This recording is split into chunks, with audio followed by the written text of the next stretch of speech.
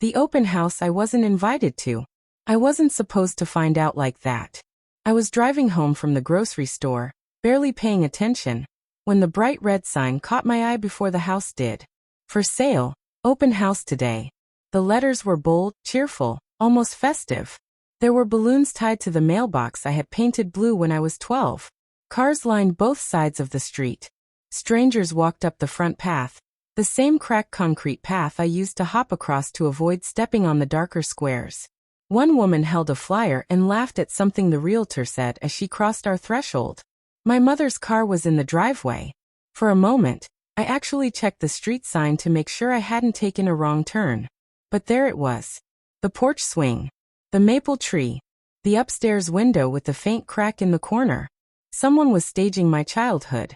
I pulled over without thinking and just sat there, hands still on the steering wheel, watching a couple walk out through the front door as if they had every right to be inside.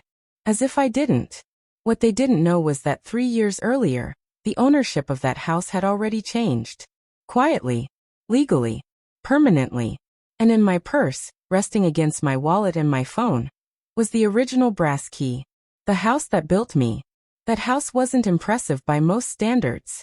It wasn't the biggest on the block, and the kitchen had been outdated since before I was born. But every inch of it held a piece of me. The porch swing creaked in a rhythm I could still hear in my sleep. My grandfather built it the summer I turned 7, sanding the armrests smooth because he said splinters had no place in a child's memory. I used to sit there after school, shoes kicked off, listening to the neighborhood hum while Mom made dinner inside. Inside the pantry, faint pencil marks climbed the doorframe. Each one dated in my mother's careful handwriting. 3rd grade. 5th grade. Senior year. My brother's marks were there too, though his were circled in red, as if growth looked different on him. The kitchen tile had a chipped corner near the sink. I cracked it by dropping a cereal bowl when I was 10. My father refused to replace it. "We'll get to it," he said. We never did. Christmas mornings were loud and crowded in the living room. Wrapping paper everywhere. My brother always got the bigger box, the newer gadget, the louder reaction. I got practical things. Books. A planner. A watch. I was the reliable one. The reasonable one. The one who didn't need as much. My brother was the risk-taker. The dreamer. The one who just needed support. Whenever money came up, my father's voice would shift into something firm and final. "We do what we have to do to survive," he'd say. "Sentiment doesn't pay bills." And when my mother would linger too long over an old photograph or a dent in the hallway wall, he'd shrug and say the phrase I grew up hearing more than I realized. "It's just a house." But to me it was never just a house. The first conversation about selling. The first time they mentioned selling the house, it was framed as something casual, practical, almost responsible.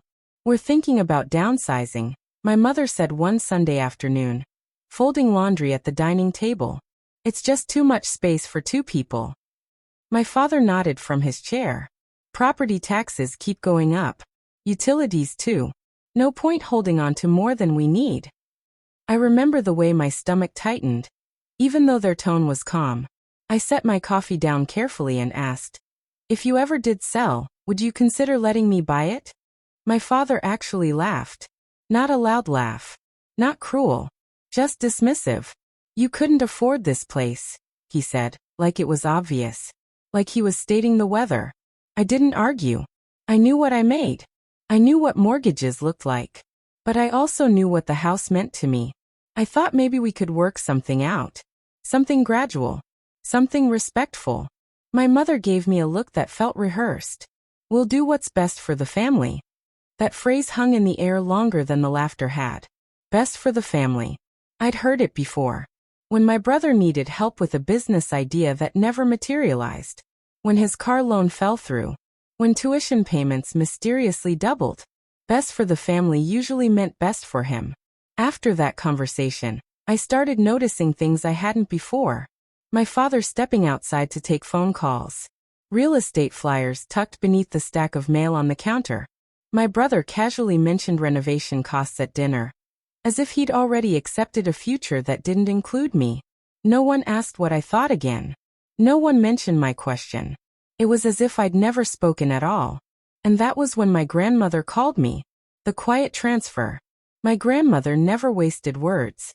When she called, she got straight to the point. "I need you to come by," she said. "Alone." She was already slowing down then, her movements smaller, more deliberate. But her mind was as sharp as ever. We sat at her kitchen table, the one with the burn mark from a pot she'd set down carelessly 30 years ago, and she slid a folder across to me. "I've made arrangements," she said. Inside was paperwork I didn't fully understand at first. A living trust. Property transfer documents. My name is listed in careful, official print. "The house?" I asked. She nodded. "I put it in a trust years ago. Your father never noticed. He assumes everything will fall to him automatically." I felt a strange mix of relief and guilt. "Why me?"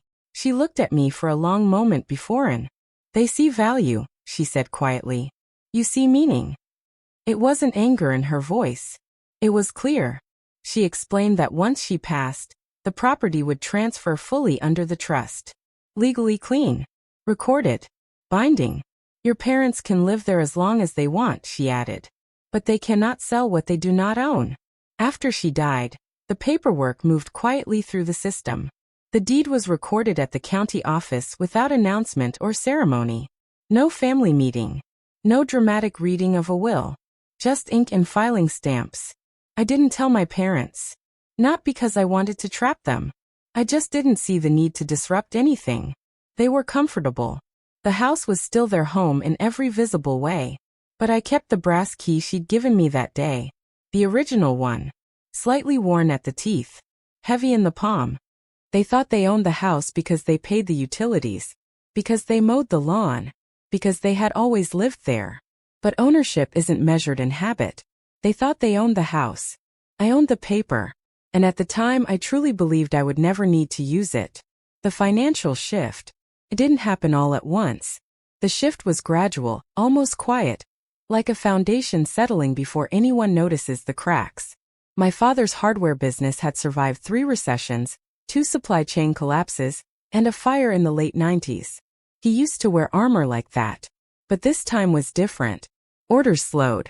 Vendors stopped extending credit. The sign out front faded before anyone bothered to repaint it. At dinner, he started talking numbers instead of stories. "Margins are tight," he'd mutter. "Banks aren't flexible anymore." My brother wasn't helping. His latest startup, an app that never fully launched, left him deeper in debt than he'd admit. I overheard my parents whispering one night about co-signing another loan. About bridging him through. And then the phrase returned. "It's just a house," my father said, voice low but certain. "We're sitting on equity." They stopped pretending the downsizing conversation was hypothetical. Now it was strategic. Necessary. Responsible. One evening I came by unannounced and paused outside the kitchen when I heard my father say, "If we list it now, we can clear everything. Start fresh." My mother replied, "Do we tell her?" A beat of silence. "We'll handle it," he said. They never did. Instead, I received an email by mistake.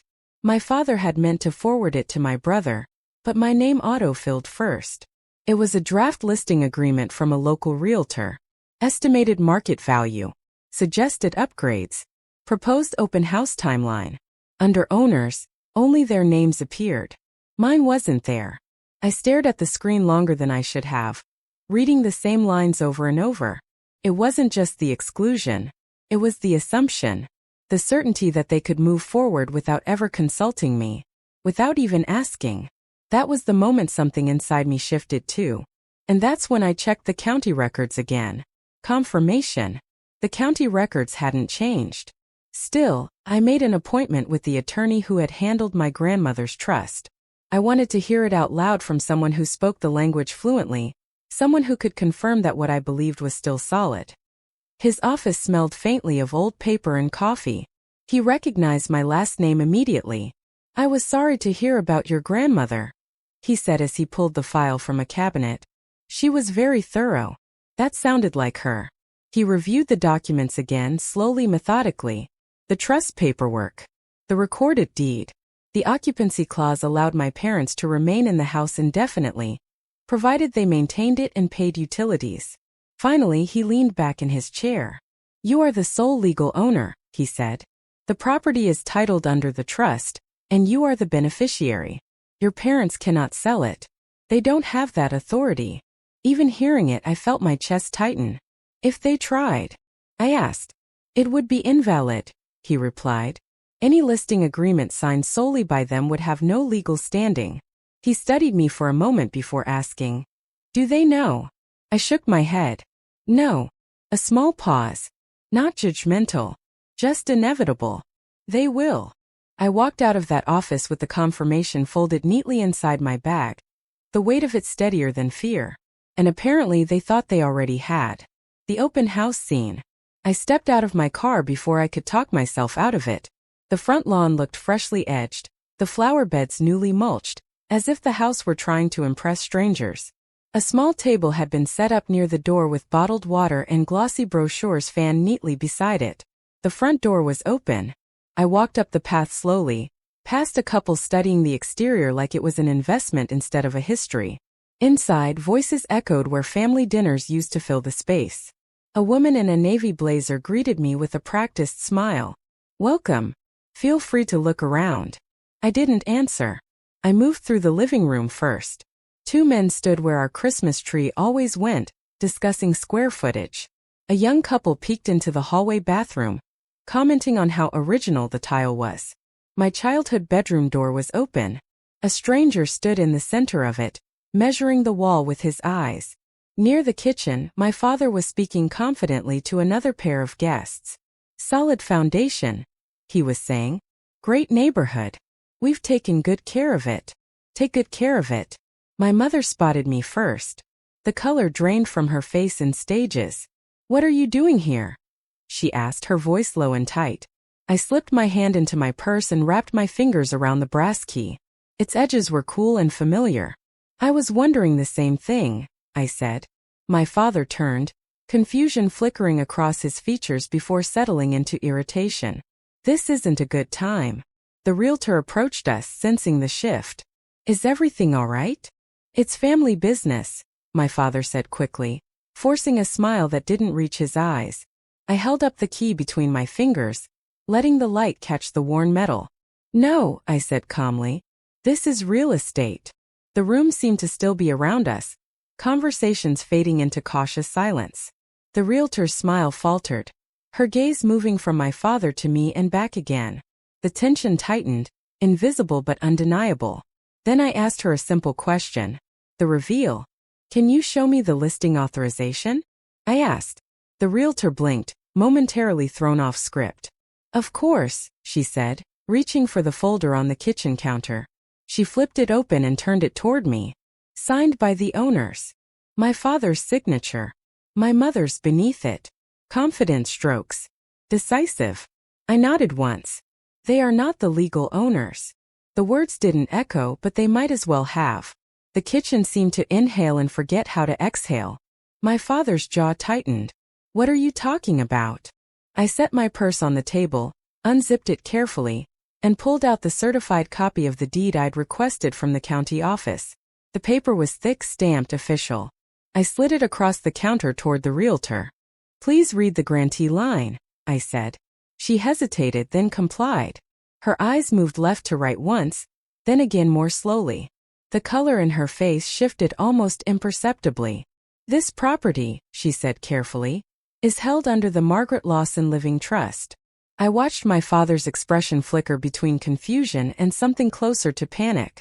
"And the beneficiary?" I prompted gently. She looked at me. "You." Silence. Behind us, a couple who had been discussing cabinet space fell completely quiet. Someone near the hallway cleared their throat. My mother found her voice first. "You went behind our backs?" I met her gaze evenly. "No. Grandma went ahead of yours." My father stepped forward. "That's not possible. We've lived here for 30 years. And you've maintained it beautifully," I said. "But residency isn't ownership." The realtor closed the folder slowly. "I wasn't informed of any trust," she said, her tone shifting from sales, friendly to professionally cautious. "You weren't informed because they assumed they didn't need to inform anyone," I replied. I didn't raise my voice. I didn't accuse. I simply let the facts sit in the air, undeniable and structured. My father's hands curled into fists at his sides. You'd embarrass us like this? I looked around at the strangers standing in the kitchen, at the open front door, at the glossy brochures announcing a sale that never had the authority to exist. You listed my home, I said quietly. The realtor straightened. I'm going to have to pause this show immediately, she announced, voice steady but firm. There appears to be a title discrepancy that needs legal clarification. Visitors began drifting toward the door, their curiosity turning into discomfort. The couple from my bedroom avoided eye contact as they passed me. The man who had been measuring the walls folded the brochure in half and tucked it into his pocket as if it might incriminate him. Within minutes, the house that had been staged for strangers began emptying itself of them. My father stood in the middle of the kitchen, breathing harder than the situation required. My mother gripped the edge of the counter like it might steady her. They had tried to sell quietly. I had prepared quietly. And in the space of 5 minutes the balance of power had shifted so completely that even they could feel it. The open house sign still stood in the yard. But the sale was over. Fallout at the kitchen table. When the last car pulled away and the realtor's sedan disappeared at the end of the block, the house felt different. Quieter. Smaller. The kind of silence that presses against your ears. We gathered at the kitchen table out of habit, like we always had after something unpleasant. The same oak surface worn smooth at the edges. The same chairs that scraped against tile in the same uneven rhythm. My mother folded her hands in front of her, as if she were about to say grace. How could you do that to us?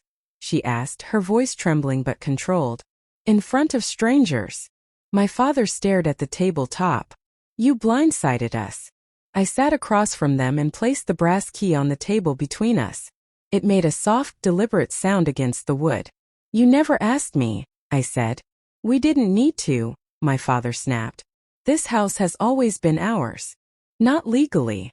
My mother's eyes filled. We raised you here. We paid every bill. We sacrificed. And I'm grateful for that, I said evenly. But raising me wasn't a down payment. The words hung there, heavier than I intended but true. The back door opened and my brother walked in, phone still in his hand. What happened? He demanded. The realtor called me. She stopped the show, my father muttered. My brother looked at me like I'd set the place on fire.